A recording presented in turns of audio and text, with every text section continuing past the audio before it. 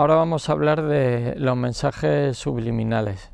La gente piensa que los mensajes subliminales son como pequeños huevos de Pascua que se meten en las imágenes para que luego uno inconscientemente pues se le vaya quedando y actúe de una forma sin saberlo. Hay un ejemplo que era, decían que en un cine metieron en una película un fotograma cada X segundos, metían un fotograma de una Coca-Cola o de una hamburguesa, y que cuando la gente salía del cine tenía ganas de tomarse una Coca-Cola o una hamburguesa. Esto luego se vio más adelante que estaba amañado, que no hace efecto. O sea, si nosotros queremos transmitir una idea o hacer que el espectador cambie, subliminalmente de esa forma no se consigue. Se consigue de otra forma que también es subliminal, pero no podemos pensar que los mensajes subliminales son cosas que están por ahí y que no las vemos, o que las vemos muy rápido en las imágenes. Los mensajes subliminales, más que mensajes subliminales, podríamos definir que son mensajes indirectos, que no son parte quizá de la historia, pero que sí que influyen.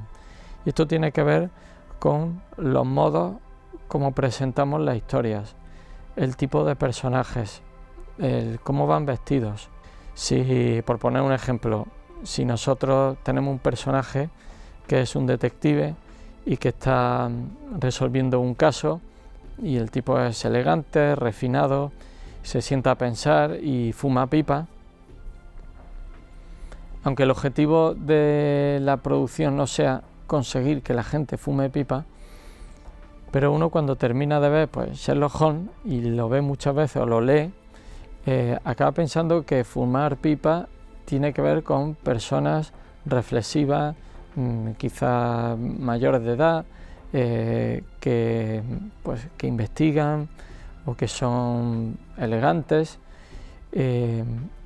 o también con el tabaco. Si los personajes fuman tabaco, aunque no sea parte de la historia, al final el tabaco o la pipa se empiezan a convertir en algo normal en la sociedad para un tipo de personas.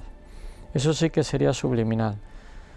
Esto ocurre también pues a la hora de degradar incluso al humano. Si nosotros ponemos que los personajes pues no están casados, o son un matrimonio homosexual, o tienen un tipo de vida que no van con nuestra forma de pensar, de verlo muchas veces llega un momento en el que nos va a parecer normal, más que normal, habitual, que haya personas que actúen así. Y esto es mucho más perjudicial para los niños. Aún mis hijas, por ejemplo, a veces se han preguntado, oye, ¿por qué esta chica y esta chica están juntos en una película de dibujos animados? Y todavía mis hijas no saben ni lo que es la sexualidad, ¿no? ni cómo vienen los niños al mundo.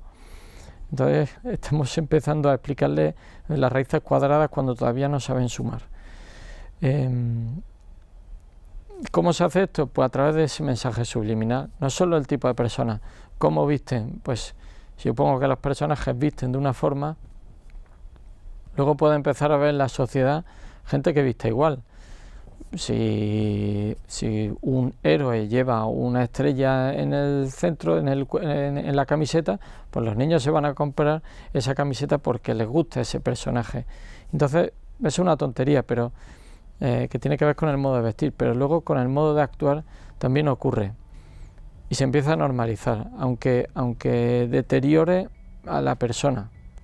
A mí un golpe muy fuerte que me dio Disney, que fue las películas con las que me crié, fue con las películas de Disney, fue cuando vi la última de Buzz Lightyear, donde aparece durante los 10 primeros minutos pues una compañera de este personaje que es lesbiana y además tiene un bebé con otra mujer, con lo cual ya no es un tema de que sea lesbiana, ¿no? Podría ser una tía, una hermana, pero mi hija me pregunta, oye, ¿cómo han tenido esa hija esas dos mujeres?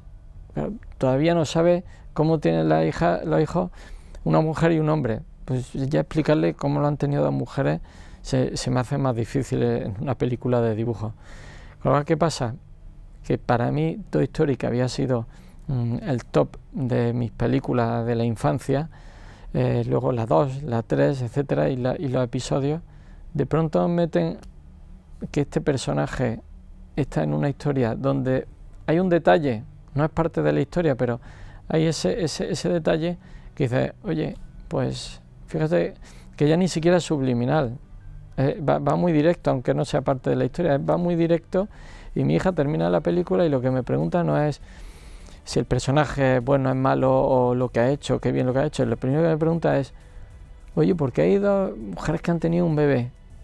Pues ya ahí me ha roto la infancia, la mía y la de mi hija. En el cine español mostramos personajes que hablan de una forma muy brusca, muy como hablamos a veces los españoles, ¿no? Pues decimos muchas palabrotas, muchos tacos, hablamos de una forma irónica, usamos mucho el sarcasmo, no somos inocentes, no somos, digamos, suaves en la forma no solo de hablar, sino también de actuar. Y eso cala mucho en la sociedad. Me ocurrió también con una película, la de Campeones, que me encantó y me divirtió muchísimo. Es una película donde pues, te hace ver que las personas con alguna discapacidad pues hay que respetarlas, pueden llegar muy alto, son divertidas, ¿no? ¿Y qué pasa? Que durante la película hay momentos donde los demás personajes se hablan de una forma muy bruscas. Entonces dices, bueno, no es la historia, pero si el modo de actuar, el modo de hablarse es así de grotesco, luego la gente va a empezar a hablar así. Esto ha ocurrido sobre todo con las series de televisión, en las series que además duran mucho, permanecen durante el tiempo, mucho tiempo, la gente se va haciendo a las formas de hablar y lo capta, no solo lo capta, sino que además se les pega. Por ejemplo, las expresiones, ¿no? Expresiones de José Mota, que es un comediante muy divertido, pues la gente ya empieza a decir las expresiones que escucha en sus programas, ¿no? Hoy no, mañana, pues es una expresión que yo he escuchado 1000 veces en mi familia y nos hace gracia y nos divierte, pero hay cosas que no están bien en el cine español, que cuando lo ves parece que siendo brusco es mucho más auténtico. Diciendo palabrotas uno se siente más auténtico y no es así. Una cosa que ocurre también en el cine español es que todo lo que tiene que ver con la religión se trata de una forma un poco despectiva. Yo creo que esto tiene que ver con la historia de España, ¿no? Que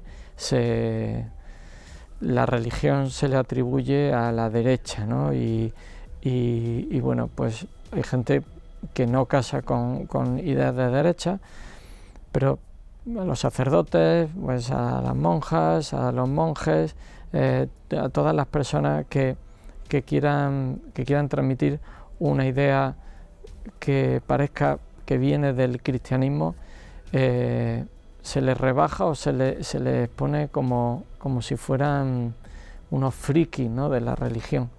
Y esto la verdad que da mucha pena, que un país que nace de una fuerte tradición cristiana ahora lo que haga es atentar o por lo menos tratar de una forma muy vulgar a la Iglesia. En conclusión, el tema del mensaje subliminal no se puede entender como algo que inconscientemente entra de a poco, sino que es toda la ambientación, todo lo que rodea una historia.